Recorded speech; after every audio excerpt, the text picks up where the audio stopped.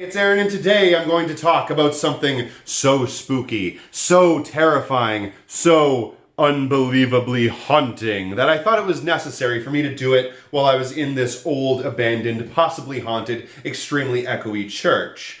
And I think that it's fitting, but if it's not terrifying enough, I did bring along with me an entire basket of human skulls. But I don't think that we'll need them because what I have to say is pretty terrifying on its own. And of course, that is going to be Kyle Kulinski's direct democracy plan. Now, Kyle Kulinski's direct democracy plan is probably the most terrifying thing anybody has ever heard, especially any elites that are out there watching this show, which is probably all of them. I'm pretty sure I could hear, as I mentioned those words, every one of them wetting their pants in sheer stark horror and terror at the idea of giving the people a vote. Now, I'm going to talk a little bit about Kyle, I'm going to talk a little bit about his plan, and then I'm going to talk about what I think about the plan.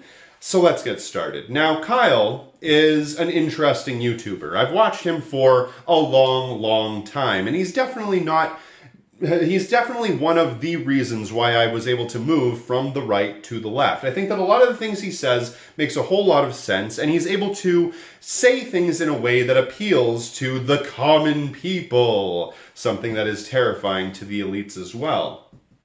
And I feel that Kyle does something that's a little bit different from everybody else. Not only does he focus on policy, the way that we go about doing things, like getting Medicare for all, a living wage, eliminating student loan debt, but he also focuses on politics, which in our world right now is also very important, considering most things have to do with the spectacle. And of course, the spectacle is kind of, in layman's terms, it's how we look at everything as though it's a reality TV show. Everything is kind of scripted to kind of piss you off. Outrage marketing is part of the spectacle. And I think Kyle navigates that pretty well. Not only does he focus on politics, he also focuses on policy. And this, the direct democracy plan, is something that I think works with both. Now, Kyle's direct democracy plan is pretty straightforward. It runs off of the premise that we don't need to have businesses politicians that are funded by businesses making all of the decisions in life for us when we could be making those decisions ourselves through direct democracy. So his idea is every time there's an election that comes around, a certain number of positions, such as should gay rights be a thing, or should we eliminate all student loan debt, or should we make all drugs legal? Whenever those sorts of things come into the public sphere, we could actually vote on them directly instead of having to rely on a politician to make those decisions for us. And I think that this is great. I think it's fantastic. I think it's a brilliant idea, and I think that it markets the ideas of social libertarianism to the rest of the common people in a very easy to understand, very digestible way.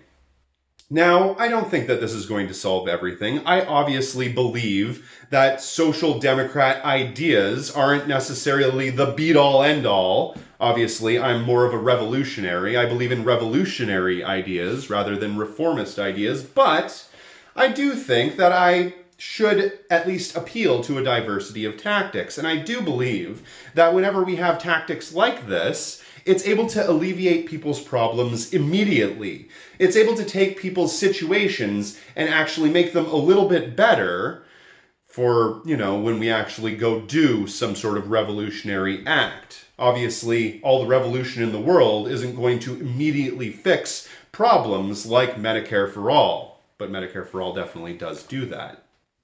So I do believe that Kyle's idea is smart, though I don't believe it is actually going to make a whole lot of difference in the established government that we have now. But what it does do is it allows for all of the people to get these crazy, spooky ideas about how they could actually make decisions in their real lives on their own. It actually gives them the ability to take note of actual things that are going on in their world and changing them for the better.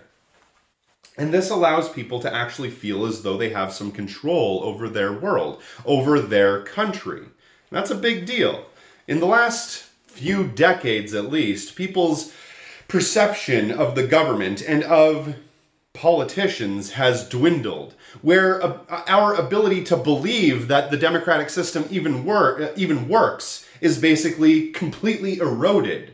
So, having ideas like this, policies like these, passed, definitely does do a whole lot of good.